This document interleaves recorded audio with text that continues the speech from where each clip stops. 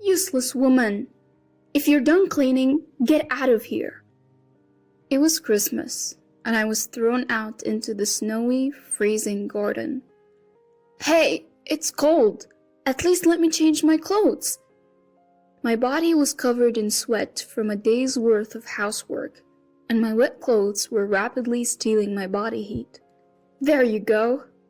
From inside the house, my mother-in-law, Nancy, threw my bag, coat, and shoes outside with a look of annoyance.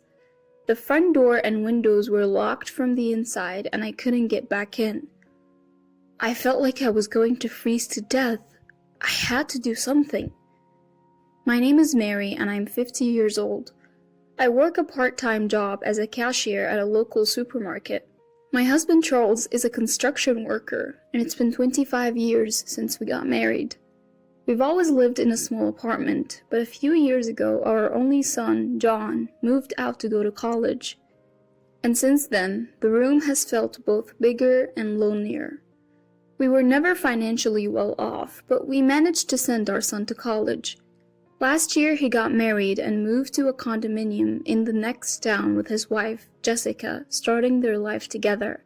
Around that time, Charles approached me and asked, "What do you think about moving in with my mom?"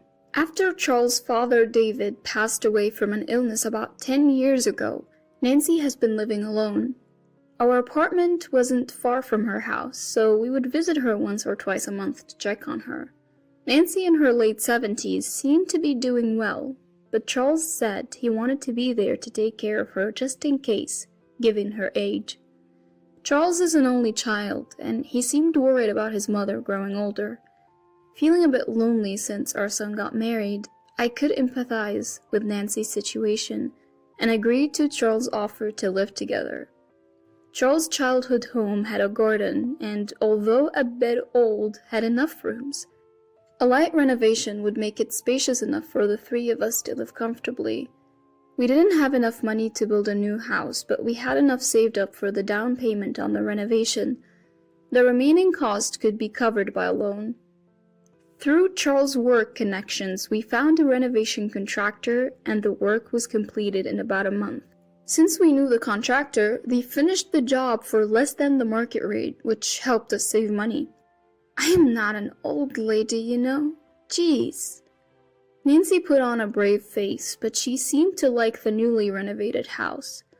Our son helped us move the heavy furniture, and the move was done in no time.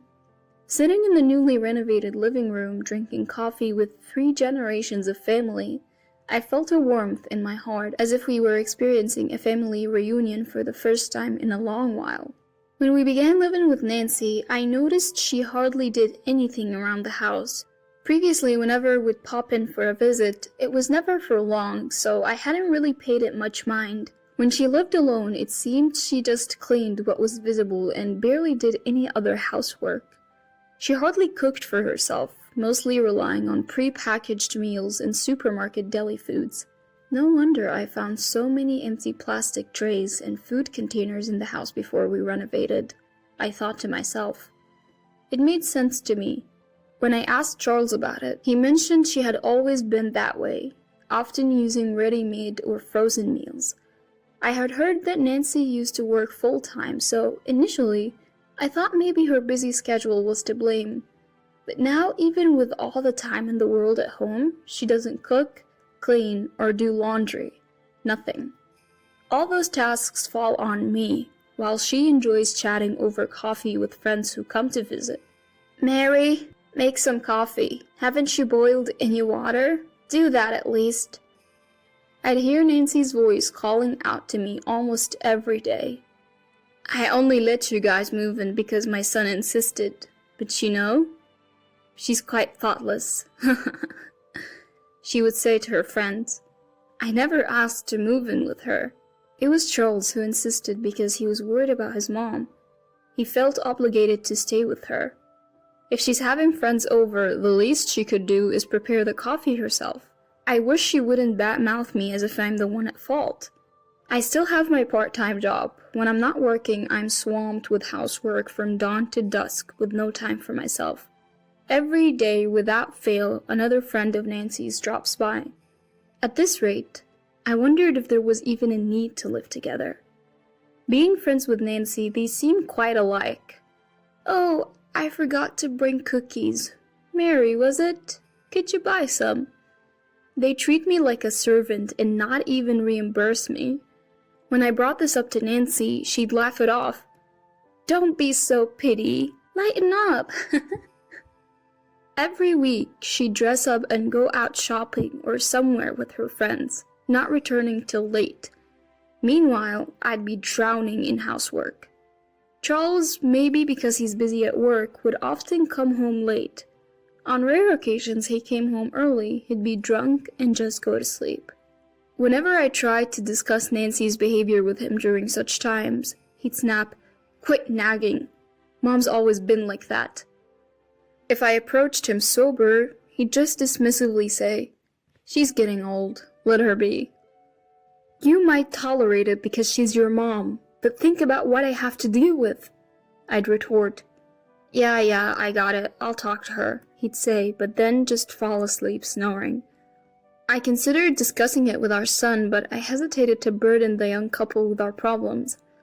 As December rolled in, I got a call that Charles had an accident at work. I rushed to the hospital. Thankfully, his life wasn't in danger, but he had fractured his leg. We were now set to spend Christmas in the hospital. Normally, my son comes home for Christmas and we spend the holiday together, but this year he got married and I was wondering what to do. So, Nancy, I know this is a weird time to ask, but what are you doing for Christmas? Charles won't be able to leave the hospital for a while, and I'm not sure how to spend Christmas at my in-laws, so I decided to ask Nancy. She responded, "Christmas? What did you used to do?" "I used to spend it with John, my son. He would come home and we'd be together," I replied. "Well, why don't you go to John's? You're family. There's no need to be shy," she suggested. Even though he's my son, I feel like I'd be intruding on the newlyweds, and I feel bad about it. But Nancy has a point. I decided to call my son and see what he says. If he says no, I'll figure something out then. I called John on his mobile phone and explained that Charles is injured and will be spending Christmas in the hospital. "So what will you do, Mom?" he asked. I braced myself for rejection and asked, "Well, I was wondering if I could come to your place." To my surprise, he agreed. "Sure, Jessica wants to have a good chat with you too. It works out perfectly." I was taken aback by how easily he agreed. When I told Nancy, she was pleased and said, "Yes, that's good. Take your time," she said, seeming to be in an unusually good mood. I asked her, "What about you, Nancy? What will you do?" "Me? Oh, I'll be fine by myself," she replied. I was surprised by her response, as I was expecting her to be busy during Christmas. "So, I'll finish up the housework and head over to John's on Christmas Day," I told her. On our way back from the hospital, Nancy and I talked about our plans. It was the coldest day of the year, with snow flurries in the air. I had prepared everything the night before, so in the morning I was busy wiping windows and cleaning the kitchen. Even Nancy, who usually doesn't do much, helped me clean the floors in the shower room. I was surprised by her helpfulness. After finishing the cleaning inside the house, I picked up a broom and started sweeping the yard.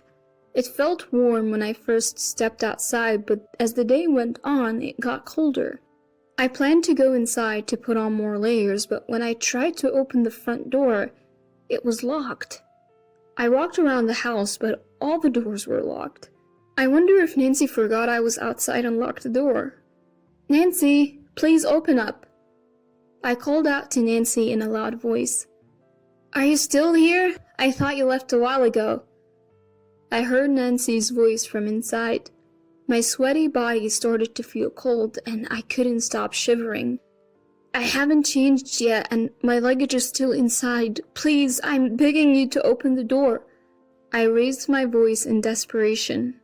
"There. Isn't the cleaning done already? Hurry up and go," Nancy said while roughly throwing my rolling bag, shoes, and coat through the large window next to the front door.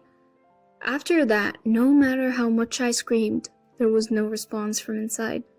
With no other choice, I put on the cleaning sandals instead of my shoes, wrapped my coat around my chilled body, and walked to the bus stop. My son's condominium is about a 20-minute bus ride from my in-laws' house. "Mom, you're late. I was about to go pick you up because I was worried." My son greeted me at the entrance of his condominium after I pressed the intercom button on the first floor. "Mary, long time no see." I was greeted with a smile by my son's wife, Jessica, as she let me in the room. This is the first time I've seen Jessica since their wedding. She's a petite woman with a cute smile. "Mom, you look frozen. Did something happen?" I told my son about how I was locked out by Nancy while gardening. "Mary, go take a shower and warm up your chilled body first," Jessica said kindly. Her words touched my heart, and I felt like I was about to cry. "Thank you, I'll do just that," I said, and Jessica showed me to the shower room. As I took a warm shower, I could feel the warmth gradually returning to the core of my body and the sensation returning to my fingertips. It's been a while since I've taken such a leisurely shower. I felt a sense of peace that I had almost forgotten. Once I felt relieved and the hard things I had been through came flooding back, I started crying again. After the shower, a meal was prepared. "I'm not sure if it's to your liking, but please go ahead." Having a meal prepared for me without having to cook myself, it's been years since that last happened. I took a bite. Delicious. It was a nostalgic taste. "Jessica, you're a great cook," I complimented her. "I asked my mom for the recipe and practiced for today. I'm so happy. Thank you," Jessica said with a shy smile. It's been a while since I've had such an enjoyable meal. After the meal, I felt happy as I helped Jessica clean up the dishes. I didn't want to ruin the mood, but I began to quietly talk about what happened at my in-laws' house. My son considerately asked Jessica to leave the room. He probably didn't want her to hear too much. After listening to my whole story, my son seemed to remember something and said, "By the way, Nancy didn't pay much attention to me when I was little, and she didn't seem too happy either. Come to think of it, we only took him to his grandparents' house when he was little. It seems it wasn't just because he got busy playing with his friends that he stopped visiting them. She once told me to go away when I visited," he added. My son had his own thoughts about Nancy. He continued, "But I didn't think it was that bad. Once things settle down, let's go visit Nancy together," he said. Since we started living together, Nancy has treated me terribly, but today was a bit strange even compared to that. I felt relieved knowing that my son would be with me. After pouring out what was in my heart, I felt much lighter. I never thought we could talk about this kind of thing. My son has really grown up. The next morning, as per my usual routine, I got up early and was relaxing in the living room watching TV.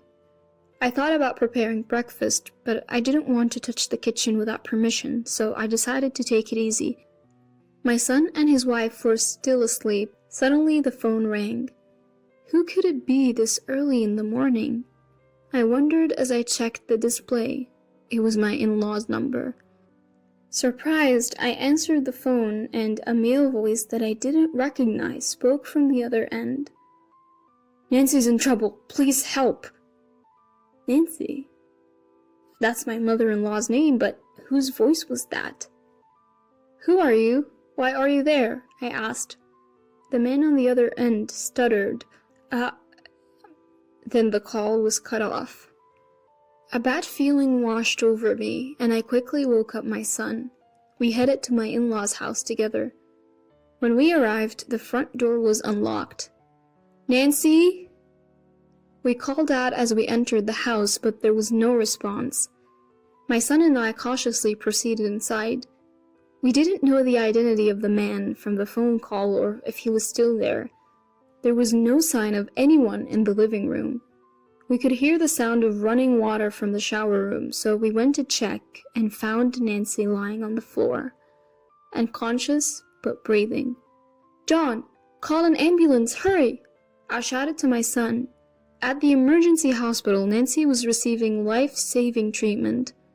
She was diagnosed with a cerebral hemorrhage, and although she pulled through, she was still unconscious, so visitors were not allowed.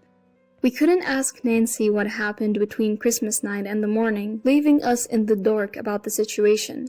I started visiting the hospital every day, but it wasn't until a week after Nancy had been admitted that she regained consciousness. By that time, Charles had also recovered enough to walk with crutches, so he had been discharged from the hospital. However, he wasn't quite used to the crutches yet and couldn't walk for long periods, so I was the only one who ended up going to visit Nancy.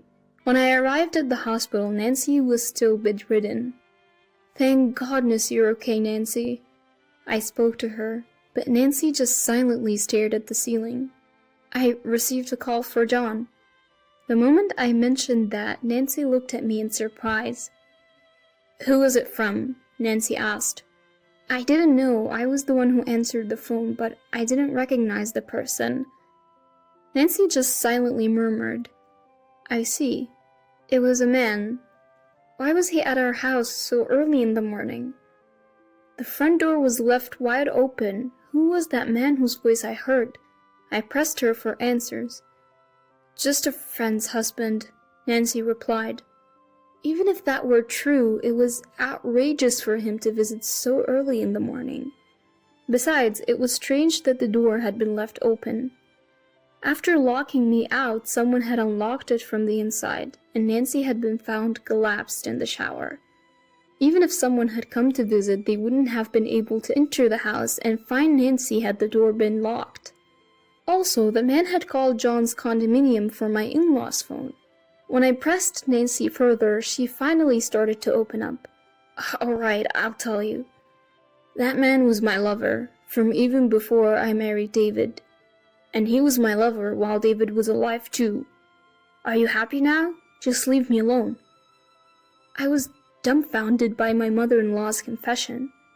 She had brought her lover into our house during Christmas when we were away, and she had locked me out because he was already inside. I wonder when he had entered the house. She also revealed that after the renovation, she and her lover had planned to kick us out of my in-laws' house and live there together. It was an unbelievable story. They say late life love is a thing, but I wish they would just do it without involving us. I didn't want to be a part of it. In that case, please have him take care of you. We don't want to know anything about it. David is gone, and you are free to do as you please, I told Nancy. "You ungrateful brat! How dare you talk to me like that?" Nancy scolded me. She may have been bedridden, but her mouth was as sharp as ever. "Who's ungrateful? I've been doing all the housework while juggling a part-time job. The house is clean because we paid for it, remember?" With that, I left the hospital room. I could hear Nancy's sobs and curses behind me, but I didn't care. She could do whatever she wanted. When I returned to my in-laws' house, I told Charles everything. His response was shocking. "Ah, that guy. I've known about him for a long time. Dad's gone and Mom's all alone. Just let it go," Charles said. My head started spinning. How dare she try to kick us out after we spent money on renovations? Can you really ask me to forgive that? I was furious and yelled at Charles. "If Mom says so, we just have to put up with it." Charles said that to me, but I couldn't even look him in the eye. "Fine. I can't live with you any longer. I'm leaving," I said, pushing him away. "Don't say that. We've gotten along for over 20 years. Charles tried to stop me in panic, but my mind was made up. No. Nancy wants her freedom, and I'm going to take mine too. My son is married and has a happy family. There's no need for us to be husband and wife anymore. You're old enough. How about you graduate from Nancy too? I have no interest in a 50-year-old man who can't escape from being a mama's boy. Charles turned red and looked like he wanted to say something, but he was silenced by my words and said nothing. Now he just has to talk to Nancy and figure it out. I want nothing to do with them anymore. Later, Charles and I got divorced. For now, I've decided to live with my son and his wife until I find a place. My son says, "You can live with us as long as you want, but I want to enjoy my freedom for a while." I'll gratefully accept their offer in spirit. Meanwhile, Jessica is expecting a baby. I plan to help my son and his wife with the baby, but I don't want to interfere too much. I'll wait until they ask for help. Enjoying the growth of a child is a privilege of the parents. Children grow up in the blink of an eye. I hope they cherished their time as a family. Nancy has been discharged from the hospital, but she's paralyzed and now lives in a wheelchair. I heard her lover was married, so she didn't want to make a big fuss. So when Nancy collapsed, she didn't call an ambulance and instead called a number registered in her phone, which happened to be John's condo. The man disappeared without a word. All the friends who used to visit stopped coming, and her lover abandoned her. Now she can't move freely and lives a difficult life. Charles might be fired from his company because his broken leg hasn't fully healed, and he's no use in field work. I, on the other hand, have been promoted from part-time to full-time, and I'm about to find a new apartment. I'm looking forward to enjoying the second chapter of my life.